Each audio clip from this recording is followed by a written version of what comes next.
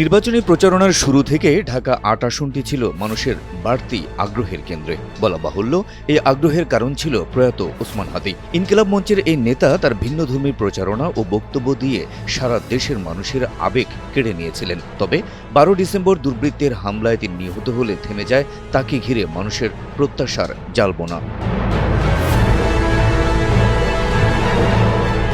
ওসমান হাদীর পর লাইমলাইটে চলে আসেন ১১ দলীয় জোটের প্রার্থী এনসিপি নেতা নাসিরুদ্দিন পাটোয়ারি। ওসমান হাদীকে অনুসরণ করে তার নির্বাচনী প্রচারণা বিএনপির প্রবীণ নেতা মির্জা আব্বাসকে ইঙ্গিত করে হাসি ঠাট্টার ছলে বলা তার আক্রমণাত্মক কথাগুলো আশ্চর্যজনকভাবে মানুষ গ্রহণ করে নেয়। মির্জা আব্বাসকে দেওয়া পাটোয়ারির খোঁচা পরবর্তীতে মির্জা আব্বাসের ধৈর্যশীল অথচ তীর্যক উত্তর দেশবাসীর মনে রসবোধের জন্ম দিতে থাকে। এক পর্যায়ে নাসিরুদ্দিন পাটোয়ারি আর মির্জা আব্বাসের ঘটনাগুলোকে মানুষ টম এন্ড জেরির সঙ্গেও তুলনা করতে থাকে।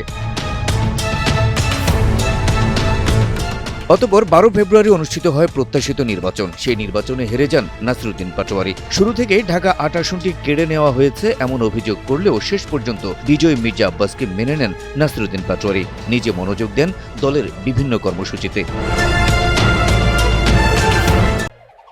আগের মতোই clean, Berger easy clean fresh, দেয়ালে দাগ থাকবে না, রাখবে সুরভিত। তবে দুর্ভাগ্যজনকভাবে ঢাকা ৮ আসনের বিজয়ী প্রবীণ রাজনীতিবিদ মির্জা আব্বাস স্ট্রোক করেন ১২ মার্চ। আর সেদিনে বসেছিল ত্রয়োদশ সংসদের প্রথম অধিবেশন।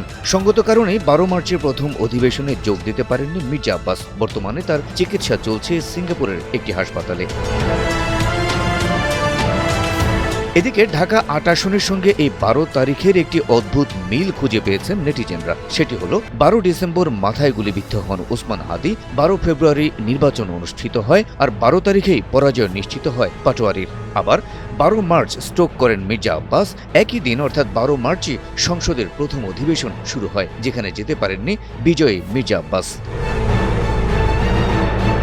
নেটিজেনরা বলছেন কাকতালীয় হলেও এই ঢাকা ৮ আসনের সঙ্গে অদ্ভুতভাবে জড়িয়ে আছে এই ১২ তারিখ। তাছাড়া নির্বাচনের আগে থেকে এখন পর্যন্ত এত আলোচনায় থেকেও এই ঢাকা ৮ আসন থেকে এখন পর্যন্ত কেউ সংসদে যোগ দিতে পারেননি। অপ্রত্যাশিত মৃত্যুর কারণে ওসমান হাদী, নির্বাচনে হেরে গিয়ে নাসিরুদ্দিন পাটোয়ারি আর বিজয়ী হয়েও অসুস্থতার জন্য সংসদে যেতে পারছেন না প্রবীণ রাজনীতিবিদ মির্জা আব্বাস।